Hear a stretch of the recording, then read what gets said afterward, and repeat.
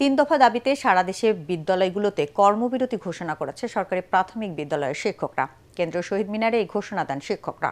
এর আগে দাবি আদায়ে শাহবাগ ব্লক করতে পুলিশের সাথে সংঘর্ষ হয় শিক্ষকদের। সেখানে পুলিশের tear shell, sound grenade, rubber bullet ও লাঠিচার্জে শতাধিক শিক্ষক আহত হন। আটক করা হয়েছে কয়েকজন শিক্ষককে। বিস্তারিত জানাচ্ছেন ইয়াসির রানা। বেতন 10ম গ্রেডে উন্নীত করা, চাকরির 10 ও 16 বছর পূর্তিতে উচ্চতর গ্রেড প্রদান এবং শতভাগ পদোন্নতির দাবিতে শাহবাগ ব্লক করতে যান সরকারি প্রাথমিক বিদ্যালয়ের শিক্ষকরা। কেন্দ্রীয় শহীদ মিনার থেকে রওনা হয়ে শাহবাগ থানার সামনে পৌঁছালে সেখানে বাধা দেয় পুলিশ। ব্যারিকেড ভেঙে এগিয়ে যেতে চাইলে পুলিশের সাথে সংঘর্ষ বাধে শিক্ষকদের। শিক্ষকদের ছত্রভঙ্গ করতে tear shell, sound grenade, rubber bullet, ছড়াগুলি নিক্ষেপ ও লাঠিচার্জ করে পুলিশ। এতে আহত হন প্রায় শতাধিক প্রাথমিক বিদ্যালয়ের শিক্ষক। হাসপাতালের অবস্থা অত্যন্ত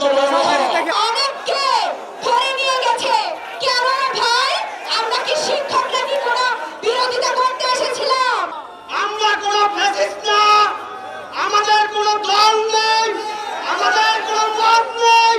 শিক্ষকদের ওপর হামলার ঘটনায় পুলিশ সদস্যদের বিচার দাবি ও আটককৃত শিক্ষকদের মুক্তির দাবি করে শিক্ষকরা।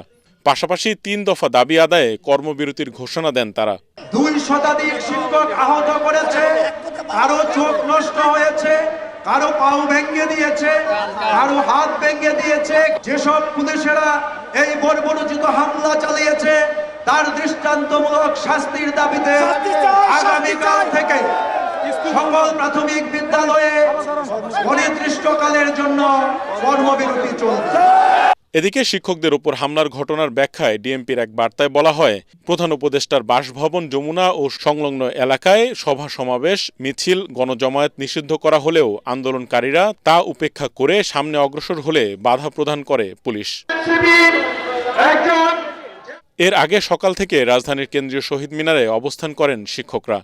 দাবি আদায় না হওয়া পর্যন্ত শহীদ মিনারে অবস্থান কর্মসূচির ঘোষণা দেন তারা। এন্ট্রি পদ 10ম আর শতভাগ পদোন্নতি এবং আমাদের উচ্চতর গ্রেডের যেটি জটিলতা সেটি সমাধানের জন্য আমরা 3টি দাবি নিয়ে মূলত এখন মাঠে নেমেছি। পরবর্তী কর্মসূচি বক্তব্য চলবে। ইয়াসিন রানা, এটিএন বাংলা, ঢাকা। আপনারা প্রস্তুত?